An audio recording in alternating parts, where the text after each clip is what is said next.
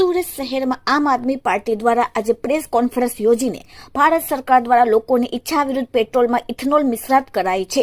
E20 પેટ્રોલથી વાહનોને થતા આર્થિક અને તકનીકી નુકસાન સામે સુરતમાં જાગૃતિ પ્રોગ્રામ યોજાશે તેના વિશે માહિતી આપવામાં આવી. દિલ્હીના ટાઉન હોલ બાદ હવે 9 ઓગસ્ટે સુરતમાં યોજાશે દેશવ્યાપી જનજાગૃતિ અભિયાન. ગોપાલ ઇટાલિયા, ઈસુદાન ગઢવી અને મનોજ સોરઠિયાની હાજરીમાં સરથાણા ખાતે યોજાશે શૈક્ષણિક અને જાગૃતિ કાર્યક્રમ. આજની આ પ્રેસ વાર્તામાં આપ સૌનું સ્વાગત છે. આખા દેશની અંદર ભાજપની કેન્દ્ર સરકાર દ્વારા જબરદસ્તીથી લોકોની ગાડીઓની અંદર જે પેટ્રોલ ભરાવવામાં આવે છે, પેટ્રોલની અંદર લોકોની ઈચ્છા વિરુદ્ધમાં એથોનોલ મિક્સ કરવામાં આવે છે. આમ આદમી પાર્ટી દ્વારા આખા દેશની અંદર આ બાબતની જનજાગૃતિનું અભિયાન શરૂ કરવામાં આવ્યું છે. ગઈ તારીખ 1 ઓગસ્ટના રોજ દિલ્હીના ટાઉન હોલની અંદર આ બાબતના જાગૃતિનો એક કાર્યક્રમ આમ આદમી પાર્ટીના રાષ્ટ્રીય સંયોજક માનનીય શ્રી અરવિંદ કેજરીવાલજીના અધ્યક્ષસ્થાને યોજાયો હતો.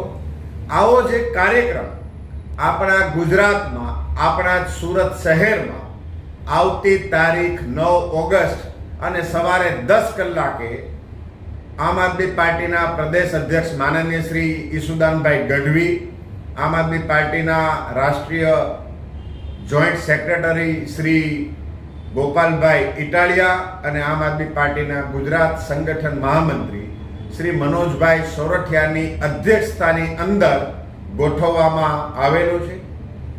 જબરદસ્તીથી લોકોની ગાડીની અંદર E20 પેટ્રોલ, જેની અંદર 20% ઇથેનોલ ભેળવવામાં આવે છે, જેના કારણે લોકોની ગાડીઓને કેટલું નુકસાન થાય છે, લોકોને આર્થિક રીતે શું નુકસાન થાય છે અને આ નુકસાન થવાની પાછળ ભાજપની શું મનસા રહેલી છે અને લોકોને કેવું નુકસાન થાય છે એ બાબતની જાગૃતિનો આખો કાર્યક્રમ રાખવામાં આવેલો છે.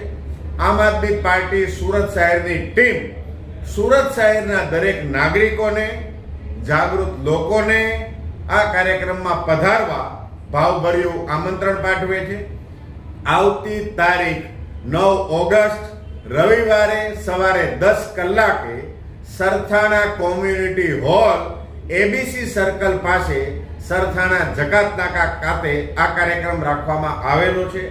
આવો આપણે સૌ સાથે મળી અને આપણા આ કાર્યક્રમને જાગૃતિના અભિયાનના ભાગરૂપે જોડાઈ સફળ બનાવીએ અને સાચા અર્થમાં જાણીએ કે E20 પેટ્રોલની અંદર ભેળવવામાં આવતું ઇથેનોલ કેવી રીતે આપણને સૌને નુકસાન કરે છે.